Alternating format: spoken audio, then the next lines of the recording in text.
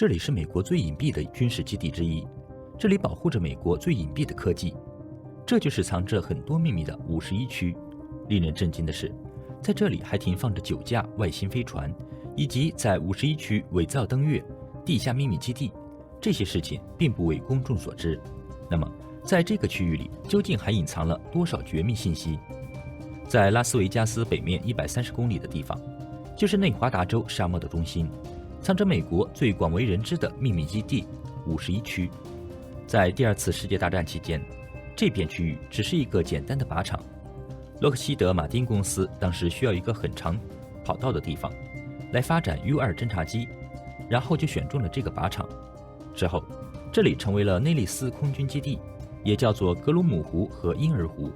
从一开始，这里就从地图上被抹掉了。在上世纪50年代，这个基地刚开始发展的时候，美国就已经有很多不为外界所知晓的秘密机构。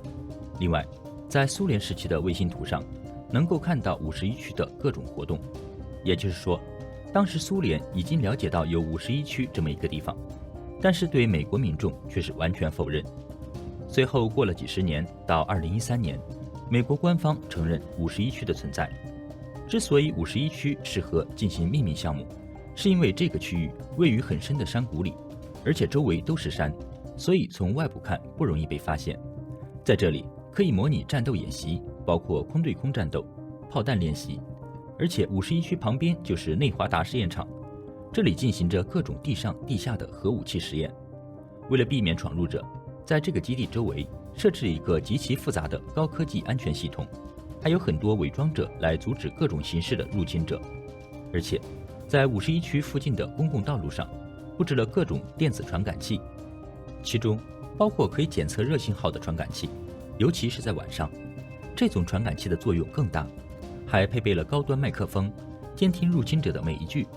另外，在隐蔽的地方还有狙击手，他们都是来自三角洲部队，说他们是一群杀人机器毫不为过。在拉斯维加斯有一个艺伎的站点，在那里乘坐一架白色的波音737进出51区。另外，飞机外观没有任何标识，只在每侧机身上有红色条纹。值得注意的是，你不能开车去51区，但是有指定的专用大巴。如果你正式进入51区工作，那么你和你家庭成员都要经历一次十分彻底的背景调查，以此来确保保密性。但是这个基地最安全的一方面是，即使是工作人员也不知道这里到底发生了什么。虽然一些东西雇员是可以看到的，但是他们不被允许讨论。一旦进入那里，只能各走各的路，各做各的工作，你不需要知道别人在干什么。另外，基地的员工一般都有接触顶级机密的权限，但是每个项目内的知情权都是严格划分的。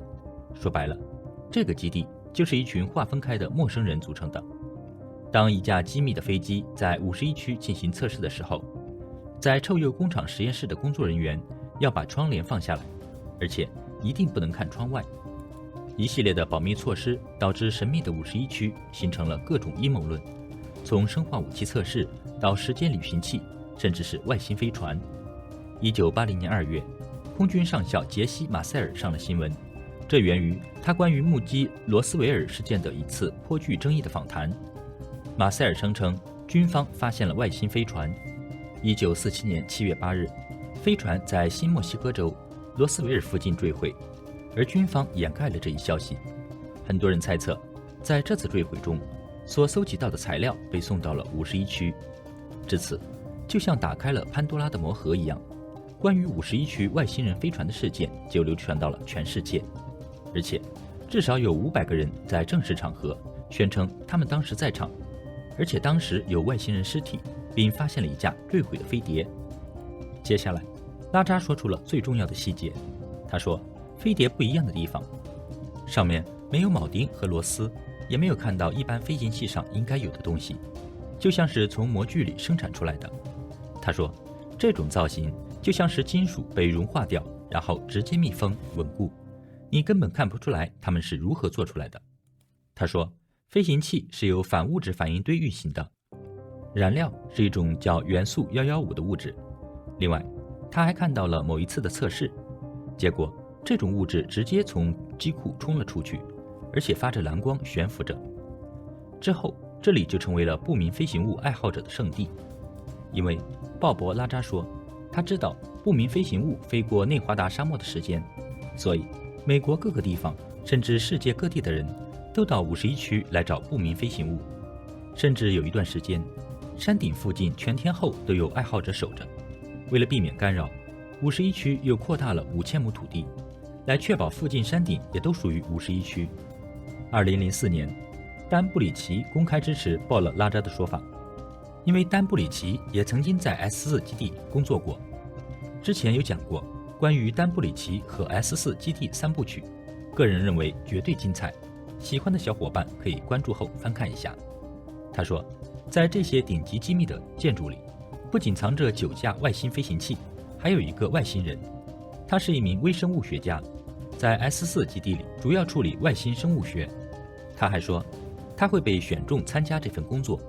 是因为他和地外生物 JROD 可以产生心灵感应。JROD 和其他工作人员在 S4 基地一起工作，这些工作人员有科学家，有生物学家。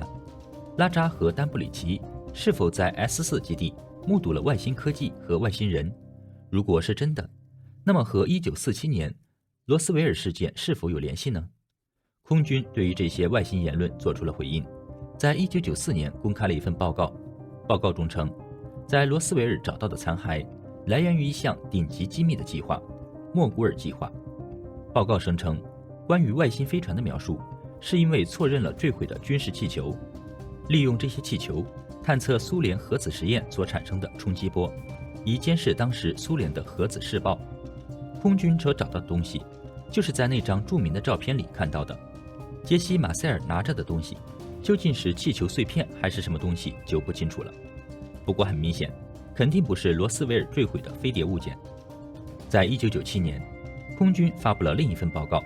解释说，所谓的外星人尸体其实是附在降落伞上的人体模型，因为这也是莫古尔计划的一部分。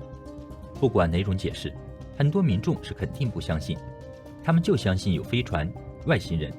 所以这就导致很多关于看到不明飞行物的说法，以及这些阴谋论，实际上帮助并掩盖了51区的秘密运作。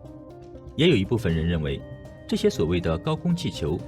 在检测苏联核试验辐射中恰巧坠毁，跟罗斯维尔的坠毁毫无关联，只是凑巧都在同一时间。那么一切的一切，是不是官方为了进行更机密的军事计划而放出来的烟雾弹，来迷惑众人呢？51区的上空是世界上守卫最严厉的上空，但是随着现代卫星技术的发展，获得51区的鸟瞰图就跟点击鼠标一样简单。在卫星地图上可以清楚地看到飞机库和跑道。那么有没有可能在沙漠下还藏着一个秘密行动基地呢？一些记者报道，在51区的下面还有一个20层楼深的设施。那为什么建得如此之深？因为这个基地在20世纪50年代就开始发展了。当时艾森豪威尔和苏联商讨了一个开放领空的协议，所以就可以互相观察对方。为了迷惑对方，然后就开始使用巨型隧道挖掘机，在51区的沙漠下进行挖掘。还有研究者声称，在51区的地下其实是一个庞大的地下交通中心，这个交通连接了其他遍布全美的顶级机密设施，而且这个地下交通系统据说可以达到2马赫的速度，全部采用高速磁悬浮列车。关于这个，在之前的视频中有专门介绍过，传输着各种材料和科技设施，所以在全美有成百上千个这样的设施。51区地下只是其中一个，也是最广为人知的一个秘密基地。也有人说，51区把所有目光都吸引到这里，从而掩盖了其他的秘密基地。所有的爱好者、调查者都只会将目光放到51区。其实，在51区附近还有其他秘密基地进行着更为秘密的行动。位于加州沙漠的爱德华兹空军基地，从那里可以进入地下，然后就能飞快地到达51区。一位在通用电气工作过的员工说，他所工作的那条隧道还有其他4条与之相连的隧道，而且他还说有一条隧道比他所在的这条还要大2倍。他还说可以并排放下2架 B-52，两边机翼大概6英尺。那么这些巨大的隧道到底用来运输什么东西呢？那会不会用来运输外星飞行器呢？以躲避在地面运输被曝光的几率。2011年，新闻记者安妮·雅各布森所写的一本名为《51区：美国顶级秘密》的书出版了。书中写道，苏联发射了一架远程控制的碟状飞行器，里面坐满了经过手术改造后的儿童，然后将该飞行器发射到美国，并且在1947年在罗斯威尔坠毁。还有一位在一技工作的工程师爆料，他曾在内达华实验场工作。他声称，在罗斯威尔坠毁的东西不是一架外星飞行器，而是一架来自苏联的飞行器。这架飞行器拥有先进的悬浮能力，被发射到美国并故意坠毁，以此在美国营造出一种世界大战的恐慌，以此来恐吓美国民众和官方。这项计划由一名臭名昭著的纳粹医生约瑟夫·门格勒实施，生物改造一批儿童，这样在一定程度上仿造外星人入侵。他们会看到这些很奇怪的孩子，然后就会被造成美国被外星人入侵的假象。这个时候，苏联就有机会发动一场偷袭，或者利用这种局势。